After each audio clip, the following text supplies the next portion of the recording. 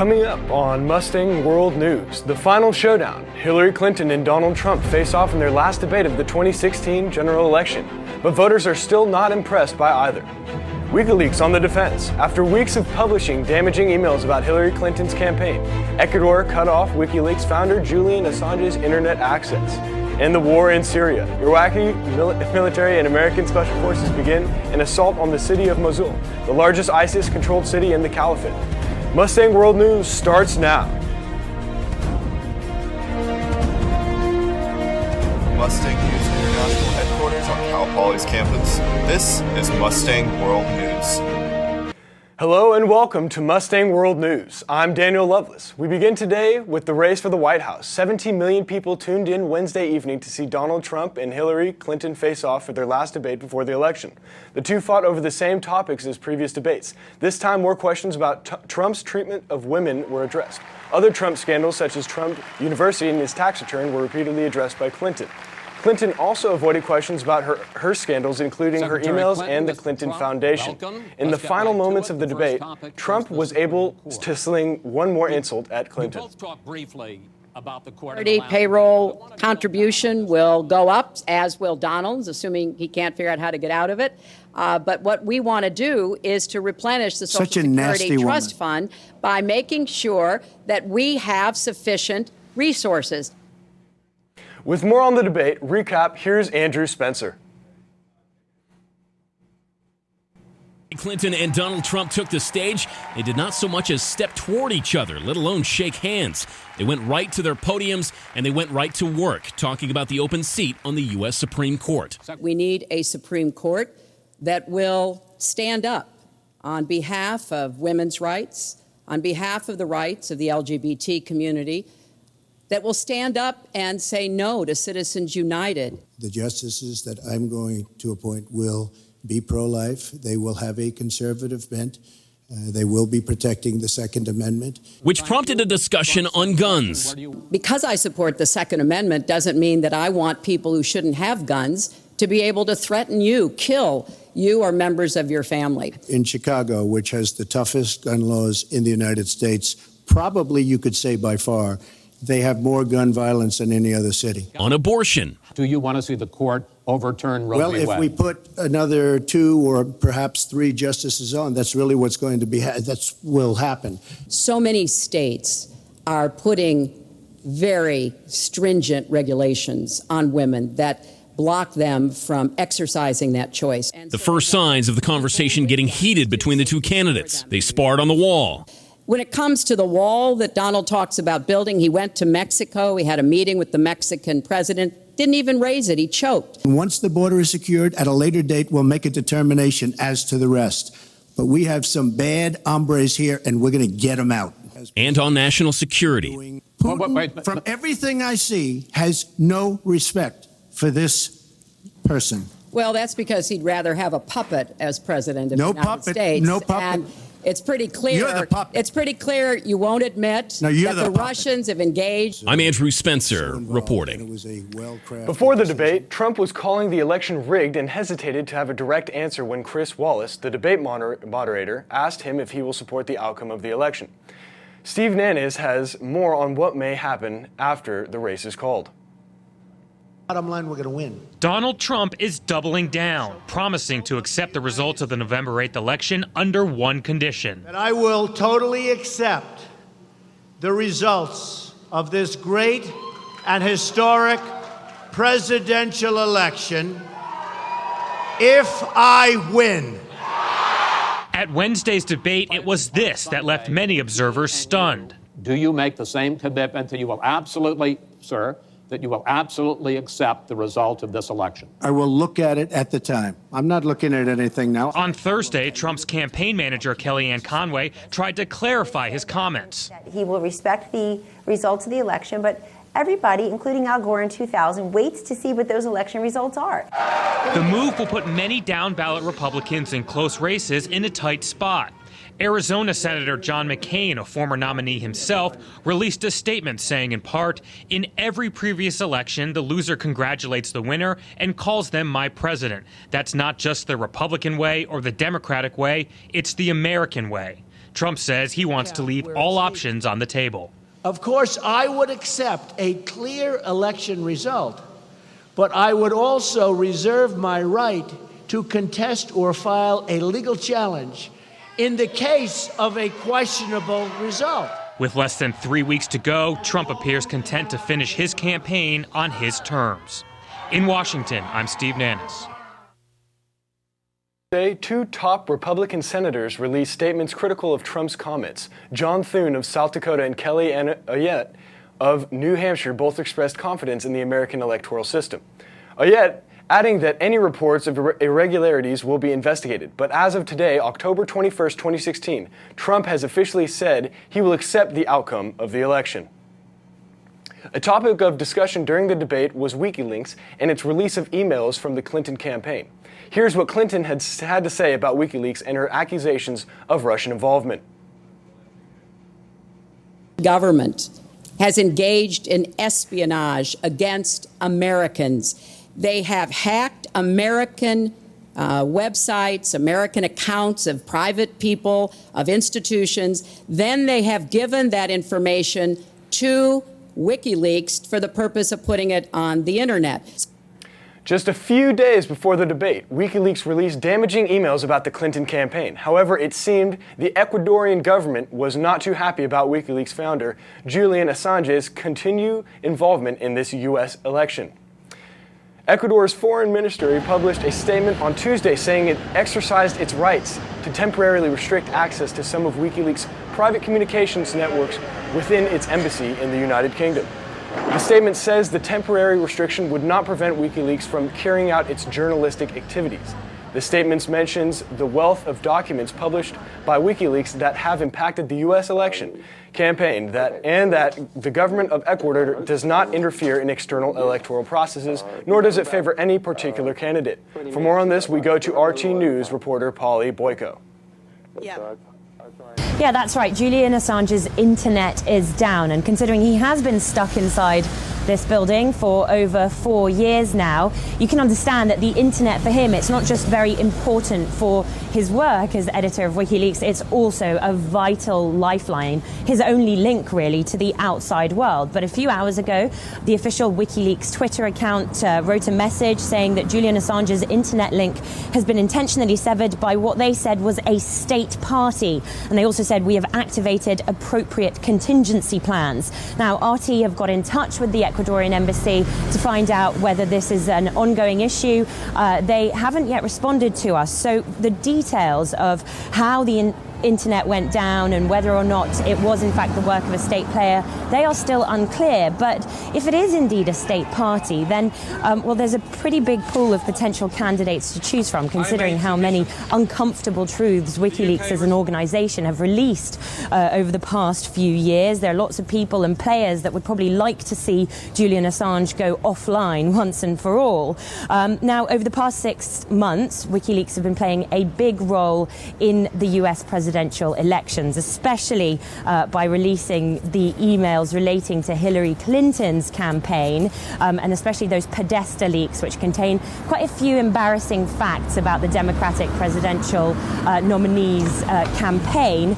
We've seen things like information about Hillary Clinton's paid speeches to banks like Goldman Sachs. We've seen information that Hillary Clinton wants to defend fracking and has called climate change campaigners saying that they should, quote, get a life.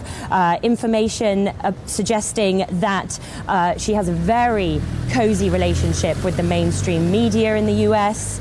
Revelations that her campaign was collecting information to try and discredit the woman that's accused Bill Clinton of raping her back in 1978. And also suggestions that Bernie Sanders was under pressure and perhaps even paid to support Hillary Clinton. So if this was indeed the work of a state player, or if it was indeed the work of Hillary Clinton, then perhaps putting Julian Assange offline, leaving him with no internet, is still a less drastic measure than, quote, just droning the guy.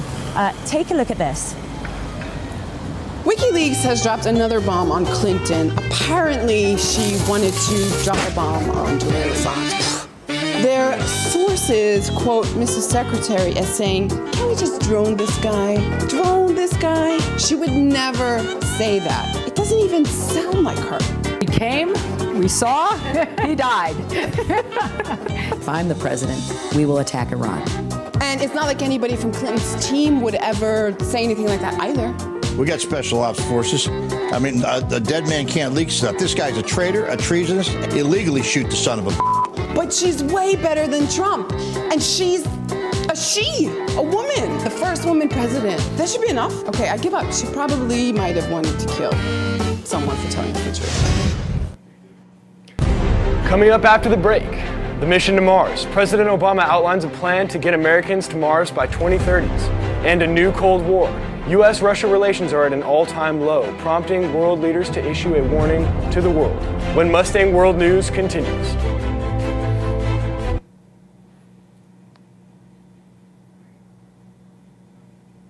He helps me with homework.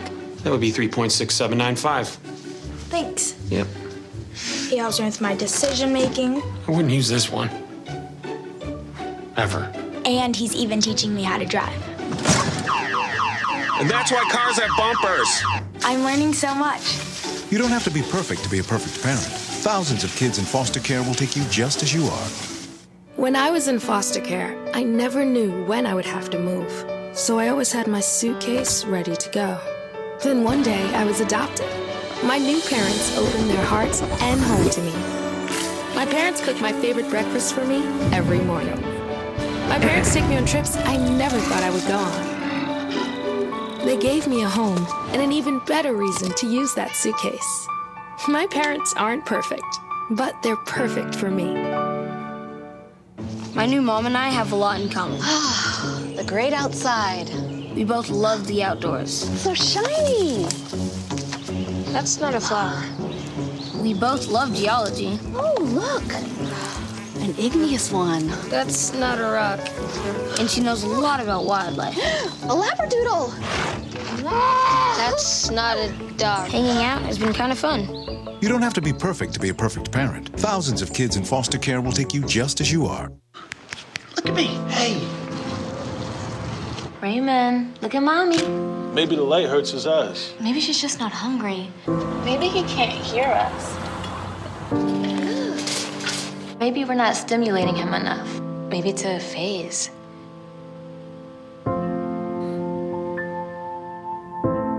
Avoiding eye contact is one early sign of autism.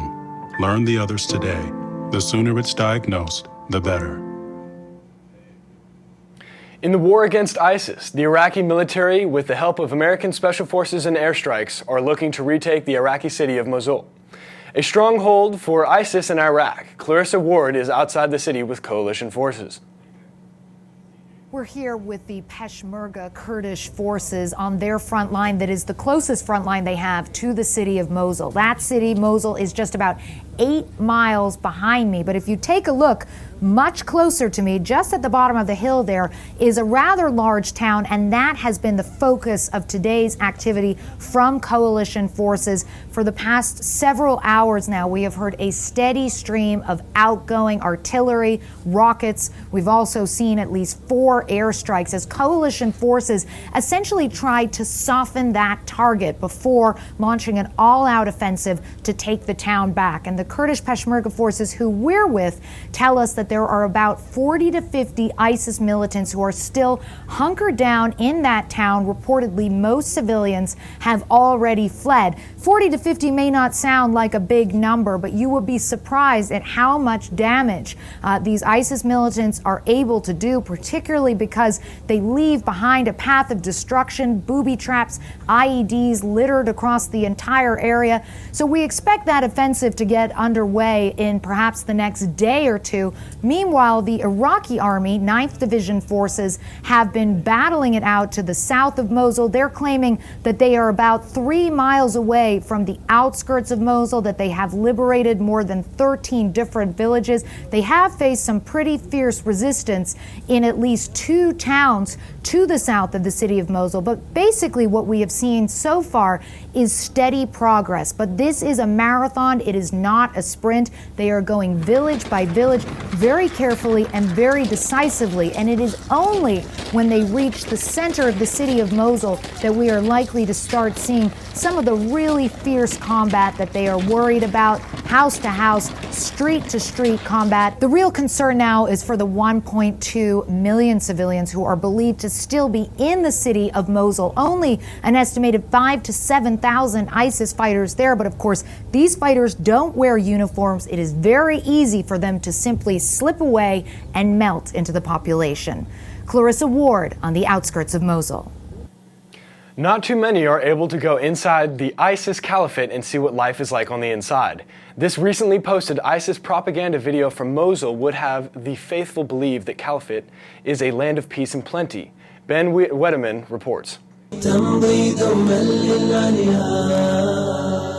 The so-called caliphate is a land of peace and plenty. This recently posted ISIS propaganda video from Mosul would have the faithful believe. People are coming and going, says this man. People are happy. Ask those who have fled the city, however, and it's a different picture. From the outside, it looks nice. Nice pictures, says Salem.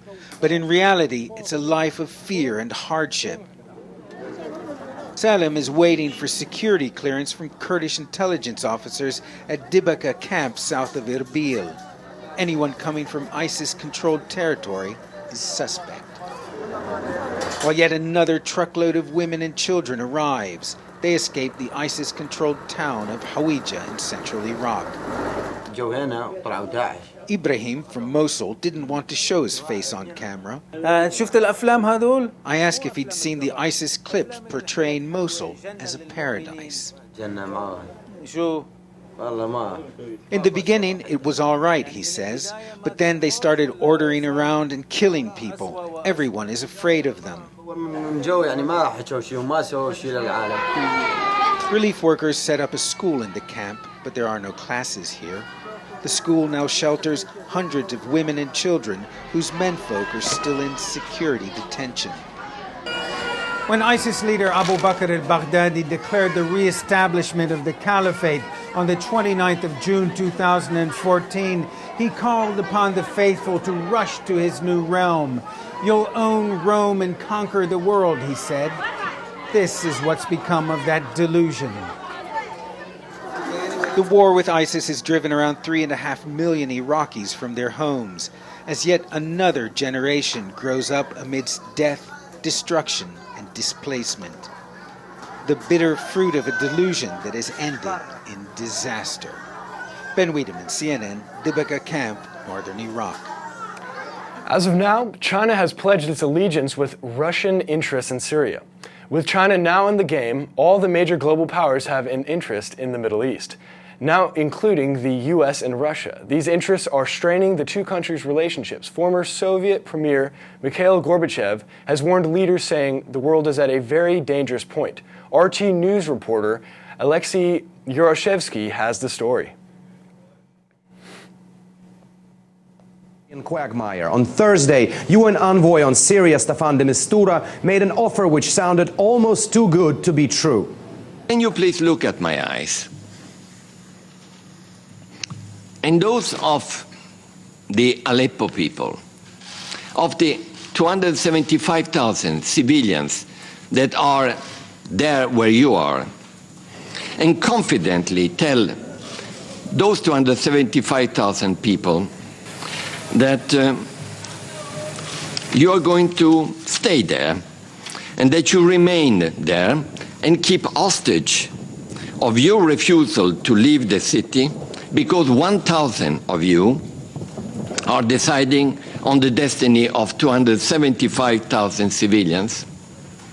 I would like you to reply this question not to me, but to those 275,000 people.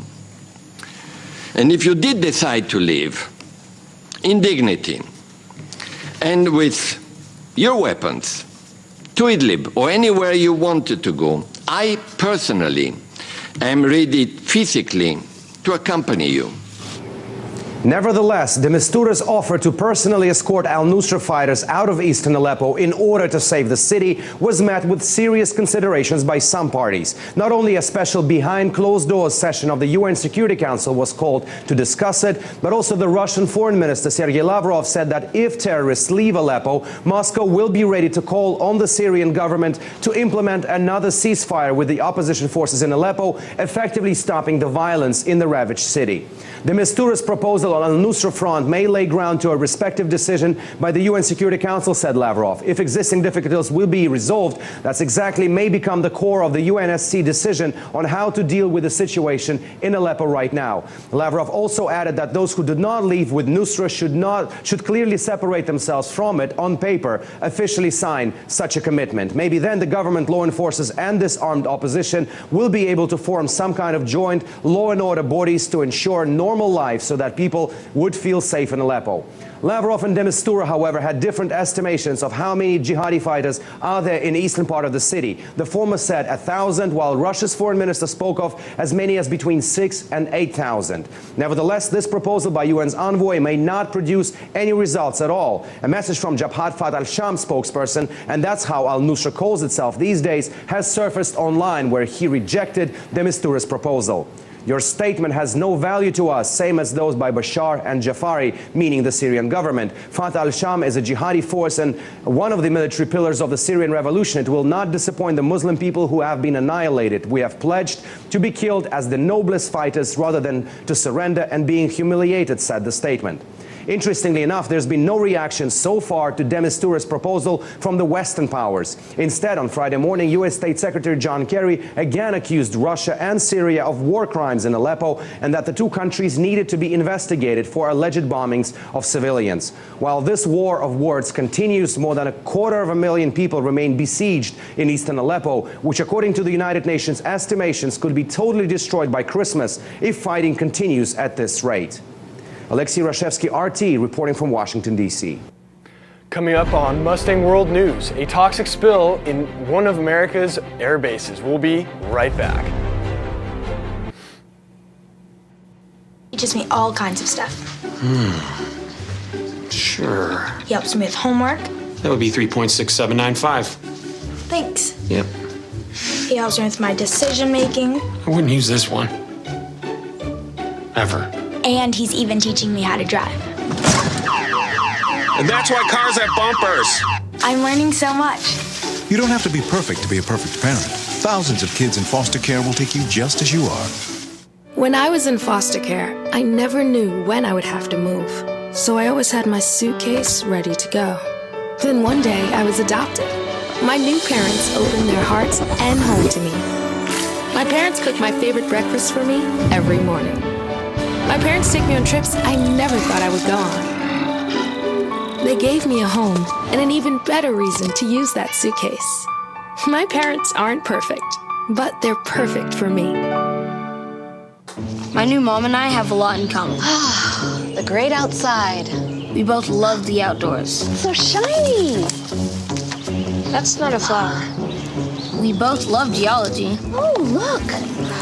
An igneous one. That's not a rock. And she knows a lot about wildlife. A labradoodle. That's not a dog. Hanging out has been kind of fun. You don't have to be perfect to be a perfect parent. Thousands of kids in foster care will take you just as you are. Look at me. Hey. Raymond, look at Mommy.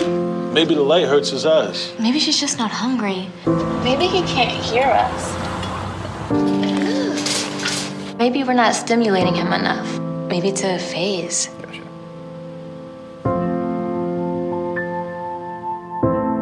Avoiding eye contact is one early sign of autism. Learn the others today. The sooner it's diagnosed, the better. Welcome back. There's news coming out of Afghanistan. 2 Americans were gunned down at an Afghanistan military base in Kabul on October 19th. Officials say at the scene it was an insider job, and while the gunman was killed on site, no insurgent group has claimed responsibility for the attack. U.S. Air Force Base located in Colorado leaks over 150,000 gallons of toxic waste into local sewer systems. The water contained PFCs, fire-retardant chemicals used by firefighters. With the water leaking into Fountain Creek, locals from health agencies find it hard to determine the effects due to the unknown potency of the chemicals, even with PFCs linked to many cancers and other diseases. European space officials are hoping to get good news about their Mars lander soon.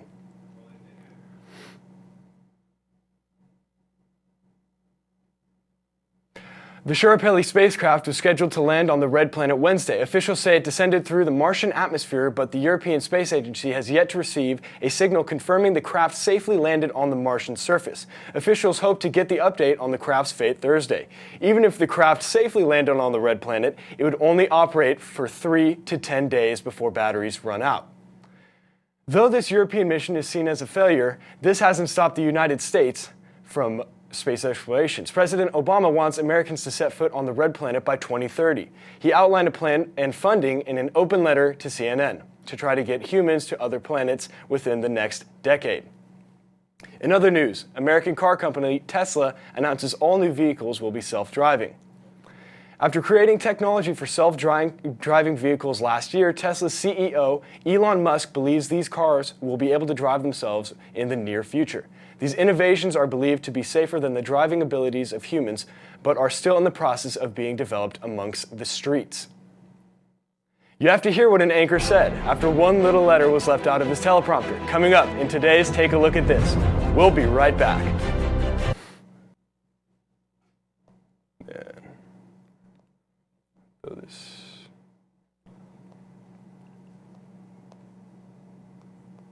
Into black, flowers and my love hope never to.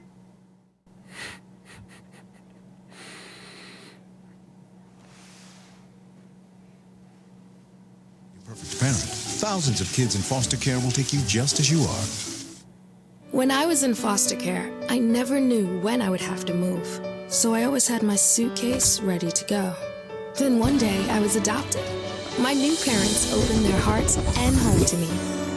My parents cook my favorite breakfast for me every morning. My parents take me on trips I never thought I would go on. They gave me a home and an even better reason to use that suitcase. My parents aren't perfect, but they're perfect for me. My new mom and I have a lot in common. The great outside. We both love the outdoors. It's so shiny. That's not a flower. We both love geology. Oh, look. An igneous one. That's not a rock. And she knows a lot about wildlife. A labradoodle. That's not a dog. Hanging out has been kind of fun. You don't have to be perfect to be a perfect parent. Thousands of kids in foster care will take you just as you are. Look at me. Hey. Raymond, look at Mommy. Maybe the light hurts his eyes. Maybe she's just not hungry. Maybe he can't hear us. Maybe we're not stimulating him enough. Maybe to phase.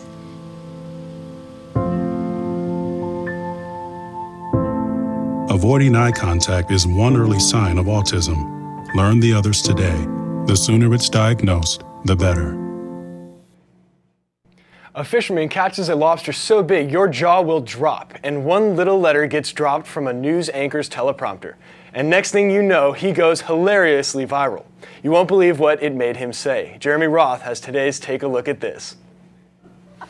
A Virginia news anchor's hilarious slip of the tongue has gone viral, and for good reason. Check your panties. About 175,000 rice. Check your what now? I think that was supposed to be pantries. Indeed it was. The anchor was reading a segment about a rice cooker recall when one little letter left out of the teleprompter led to the hilarious mistake. Did these people learn nothing from Ron Burgundy? I'm Ron Burgundy?